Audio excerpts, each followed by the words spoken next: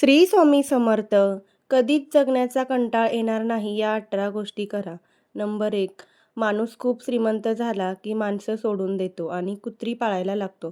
त्यांना Tommy, Jimmy अशा गोंडस नाव देऊन कुशीत घेतो आणि त्यांचा लाड करतो. आपल्या आईवडिलांना वृद्धाश्रमात पाठवून कुत्र्या-मांजरांना आलिशान गाडीतून फिरायला घेऊन जातो. धार्मिक कार्यामध्ये रुची घेतो, दानधर्म करायला लागतो. नियम 2. कुत्रं कितीही प्रामाणिक असलं तरी त्याला बोलता येत नाही आणि आपल्या भावना कळतही नाहीत. तुमचं मन हलकं करण्यासाठी तुम्हाला माणसाची गरज लागते हे विसरू नका. नियम 3. आयुष्यभर मेहनत करून सरळ मार्गाने पैसा कमवा. यापेक्षा दुसरं सुख आणि समाधान नाही. गैरमार्गाने कमवलेले पैसे तुम्हाला कधीही सुख आणि समाधान देणार नाहीत. हे सत्य माहीत असूनही अनेक लोक पैसे कमावण्यासाठी वाईट मार्गाला जातात. नियम 4. राहण्यापुरतं घर बांधा. खूप जास्त पैसा, अडका, प्लॉट, शेती याच्या मागे लागू नका. आणि आता आपल्याला 1 किंवा 2च मुलं असतात, त्यामुळे फार काही कमावून ठेवण्याच्या मागे लागू नका. नियम 5. गरजेपुरते नक्की कमवा, परंतु आपली मुलं वाया जातील इतकी संपत्ती जमा करू नका. नाहीतर आयतं मिळालं की मुलं खूप उधळपट्टी करतात आणि वाईट मार्गाला लागतात. आपल्या मुलांना स्वावलंबी बनवायचं असेल तर मेहनत करायला शिकवा. नियम 6.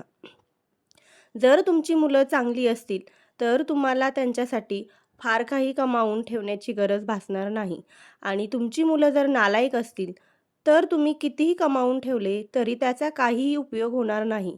कारण मुलं चांगली असतील, कर्तृत्ववान असतील तर स्वतःच्या हिमतीवर कितीही आणि काहीही कमावतील. नियम 7. जर तुम्ही तुमच्या कुटुंबासोबत एकत्र राहाल तर दुःख, चिंता, संकट कमी होतात. अर्थात यामुळे तुम्हाला उत्तम आरोग्याची हमीसुद्धा मिळेल. कोणतेही आजार मागे लागणार नाहीत. नियम 8. आई-वडिलांनी कोणताही भेदभाव न करता संपत्तीचे योग्य वाटप केलं तर सगळे खुश राहतील. हे वाटप सगळे आनंदात असताना केले तर आयुष्यभर चांगले संबंध टिकून राहतील. कौटुंबिक वाद निर्माण होणार नाही. नियम 9.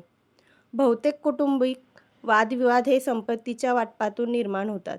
नात्यामध्ये प्रेम आणि जिव्हाळा आयुष्यभर टिकून ठेवायचा असेल तर आईवडिलांनी मुलामध्ये संपत्तीवरून वाद निर्माण होणार नाही याची काळजी घ्यावी. नियम 10. चार चौघात आपल्या माणसाबद्दल कधीच वाईट बोलू नका. तो किंवा ती करत असलेल्या चुका लोकांना सांगून त्यांना अपमानित करू नका. तुमच्या अशा वागण्यामुळे तुमचीच माणसं दुखावली जातील आणि हळूहळू तुमच्यापासून दुरावली जातील.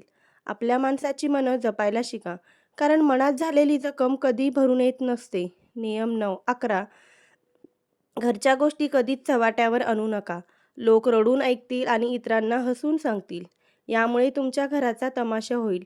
जर घराचा तमाशा करायचा नसेल तर या गोष्टी लक्षात ठेवा आणि त्याप्रमाणे वागा. म्हणतात ना, झाकली मूठ 1.25 लाखाची, उघडली तर कवडी मोलाची होते. नियम 12. घरातील सर्वांनी मिळून एकत्र राहावं. जर एकत्र राहाल तर प्रत्येक समस्यावर उत्तर सापडेल.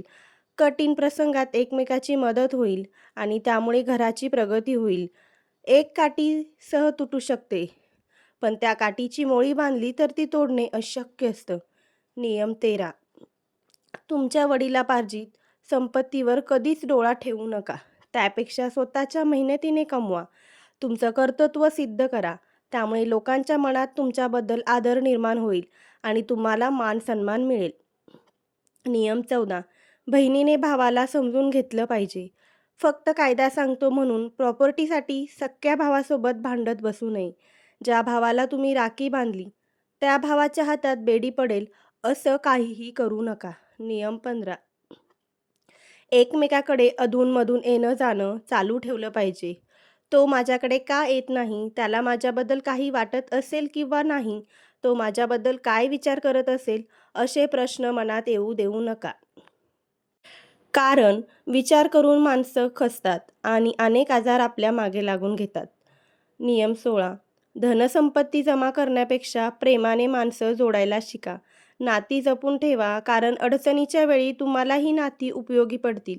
काही वेळा जोडलेली नाती हे रक्ताच्या नात्यापेक्षा श्रेष्ठ ठरतात. नियम 17.